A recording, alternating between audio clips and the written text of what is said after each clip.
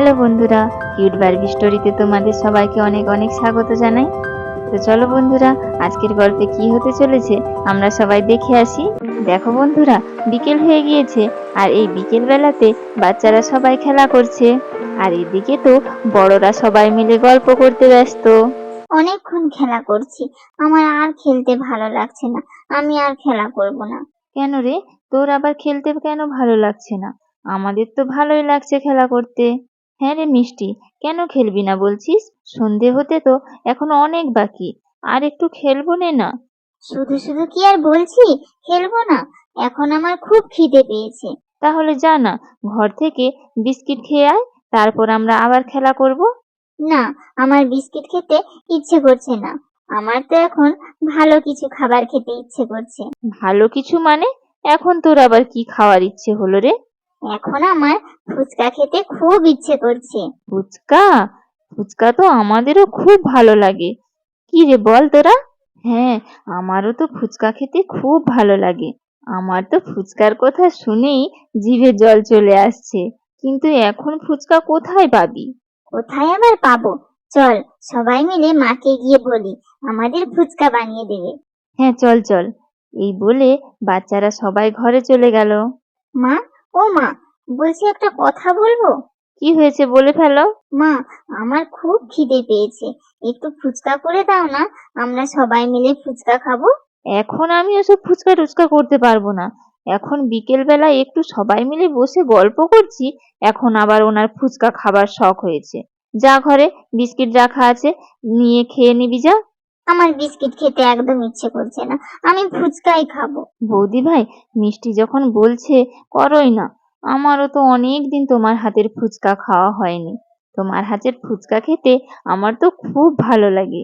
তাই নাকি কৃষ্ণা? তুমি খুব ভালো ফুচকা বানাতে পারো? তাহলে একটু ফুচকা করো না, আমরাও আজকে তোমার হাতের ফুচকা খাবো। হ্যাঁ কৃষ্ণা, তুমি বানাও না ফুচকা, আমরাও সবাই টেস্ট করি তোমার হাতের ফুচকা কেমন। হ্যাঁ হ্যাঁ কাকিমা, করো না ফুচকা, আমরা সবাই মিলে ফুচকা খাবো। আচ্ছা আচ্ছা, ঠিক আছে, করে দেব। বৌদি ভাই, বলছি দাদা বাজার থেকে যে ফুচকাগুলো কিনে এনেছিল না, তুমি সেগুলোই করে নাও। তা না হলে আটা মেখে ফুচকা বানাতে অনেক দেরি হয়ে যাবে তোমার। ঠিকই বলেছো, ওগুলো দিয়েই করে নিই আজকে। এই বলে তো কৃষ্ণা সঙ্গে সঙ্গে উনুন ধরিয়ে দিল। কড়াইতে তেল দিয়ে দিল। তেল খুব ভালো হয়ে গরম হয়ে গিয়েছে। এবার ফুচকাগুলো একে একে ভেজে নিই।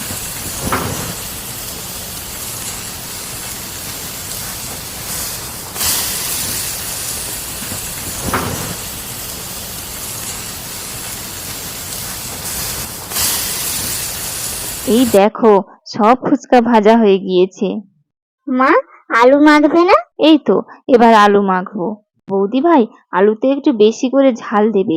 ফুচকা একটু ঝাল ঝাল না হলে ভালো লাগে না। কিন্তু বাচ্চারা কি ঝাল খেতে পারবে? কি রে, তোরা খাবি তো? হ্যাঁ হ্যাঁ মা, তুমি বেশি করে ঝাল দিয়ে দাও, আমরা ঠিক খেয়ে নেব। হ্যাঁ হ্যাঁ, আমরাও খেয়ে নেব। ঠিক আছে তবে, বেশি করেই ঝাল দিয়ে দিচ্ছি।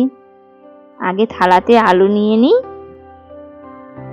এবার একটু লবণ, ভাজা মশলা, পেঁয়াজ কুচি, ছোলা দিয়ে দিলাম। ব্যাস, হয়ে গিয়েছে। এবার ভালো করে মাখিয়ে নিই। এবার আলু মাখানো হয়ে গিয়েছে। এবার টক জলটা করে নিলেই হয়ে যাবে। জলের মধ্যে তেঁতুল, ভাজা মশলা আর একটু বিট লবণ দিয়ে দিই। এবার একটু চামচে করে গুলিয়ে নিই। এই তো হয়ে গিয়েছে, হয়ে গিয়েছে। এবার সবাই খাবে এসো। তারপর সবাই তো চলে এলো ফুচকা খেতে।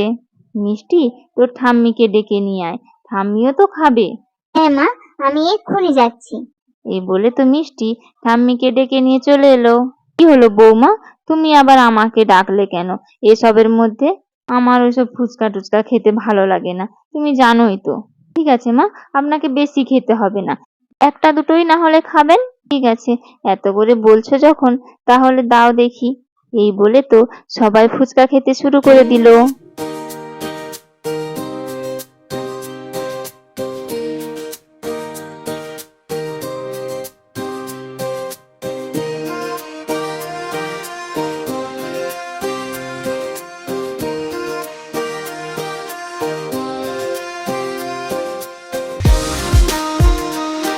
বন্ধুরা, আজকের গল্পটি তাহলে এখানেই শেষ হলো।